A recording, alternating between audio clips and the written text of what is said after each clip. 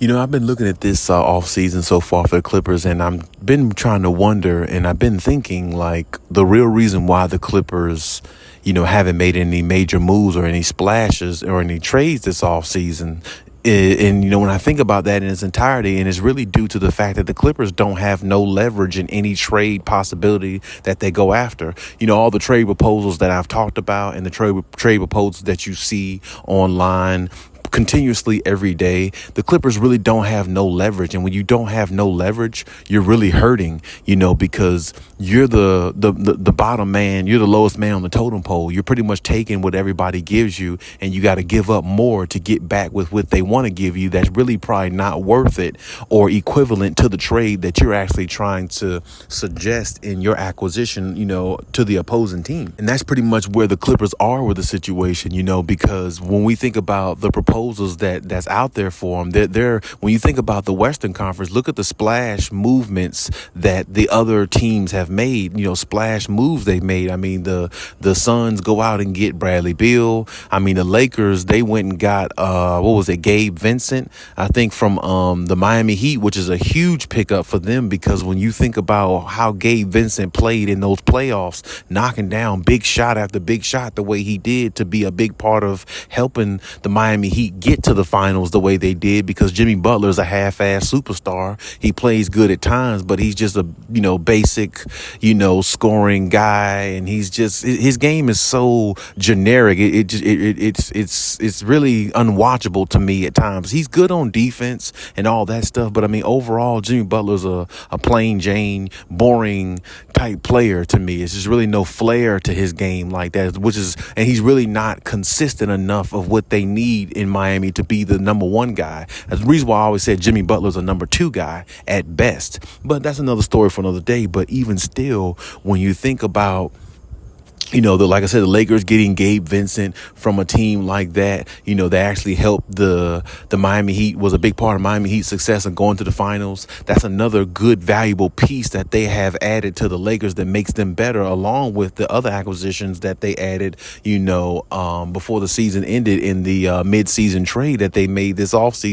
past season. So, I mean, it's like other teams are getting better. Other teams are adding in areas where they need. And for the Clippers, for me personally, I've always said, or I stand on what I said, that the Clippers really have all they need to win a championship. They don't really need to add like any more, like role players or anything like that. I think that's pretty much just a waste of time for them to do at this point, because they got all the type of role players they need. If they're trying to get rid of Marcus Morris or something like that, well, I mean, they could pretty much cut bait with him pretty easily if they really wanted to, and they send him to a team like, like the Wizards or something like that, and maybe get back a decent little young piece, for him, or maybe a couple of picks or something like that. But other than that, the Clippers really don't need to make any other major moves in regards to role players. Now, if they're gonna go, like I said, they had an opportunity to get Damian Lillard, which Dame Dollar said he didn't want to go to the Clippers. Based upon reports, he doesn't want to go to the Clippers or the Celtics, of what we talked about maybe about a week or two ago.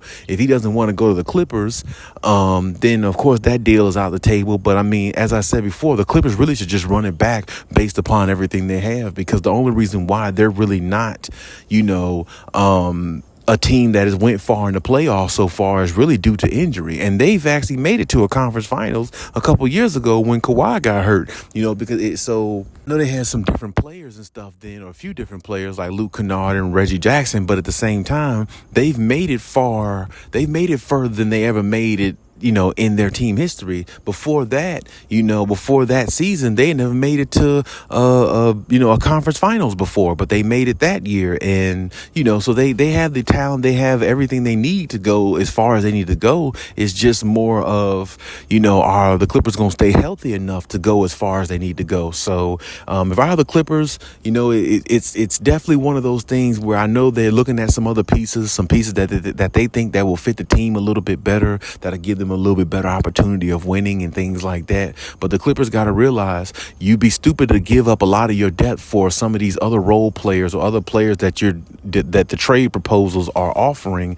or that other teams are offering the Clippers, because you're losing out and other teams will be winning. And the Clippers have to understand, as an organization, you've lost enough throughout, your NBA life as a team. You need to start winning now. Now's the time to start figuring out a way to get the right pieces put into place, to find a way to get a better, conditioning staff, keep your players healthy, and find a way to go out there and win your first championship, because you're about to open up a building, the Intuit Dome, with Steve Ballmer's money and all the stuff he put into this team and everything that he's done so far. The residuals have to come back. They need to. You see what I'm saying? He needs to be able to collect from that. Like, oh, okay, I put all this money into the team. Now the fruitful situation of the whole thing is we're going to at least make an NBA finals for the first time and be in a situation and be in an opportunity for us to be the last team standing at the end of the season.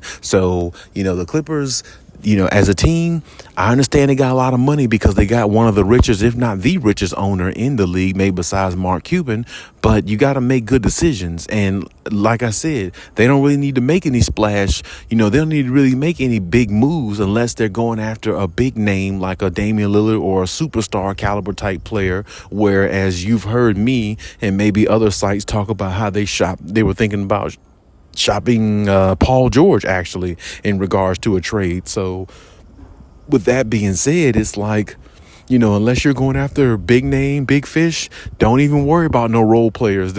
As the Clippers, you got all the role players you need. Norman Powell is better than any role player or any six man coming off the bench probably in the NBA when he's healthy, because Norman Powell can give you 20, 25 points every night off the bench if he was given the amount of time on the floor to do so. And if he's in the starting lineup, he can give you that too. You know what I'm saying? Because he's just that deadly of a scorer. So you have somebody on your bench that can drop 30 or 40 any given night of the week, because he can catch fire enough to do it. And on top of that, he's pretty consistent if he gets his minutes, consistently every night by going out there and scoring and putting up numbers. And then you got Terrence Mann and a lot of other guys on the bench that can contribute along with him. You got Rocco, a guy on a 3-and-D guy on the bench. You don't even play like that because you don't have much playing time passed around to give him. So it's like the Clippers have everything they need, dude. There's no need to really go after anything else. Stick with what you have, run it back, because all these other teams are just going to use their leverage against you and, try to get the best out of you and get all your assets and give you their liabilities. And that's pretty much all it is. So with that being said, there's no need for the Clippers to try to, lower their standards for these other teams who really don't have nothing to give you no better than what you have on your roster. And to be honest, the Clippers have better pieces on their rosters than what some of these other teams are proposing trades for, if you ask my opinion. So really just leave it the way it is, run it back, see what you got, see if you stay healthy, and try to go after the championship. But hey, leave any comments as always, and we'll talk about it.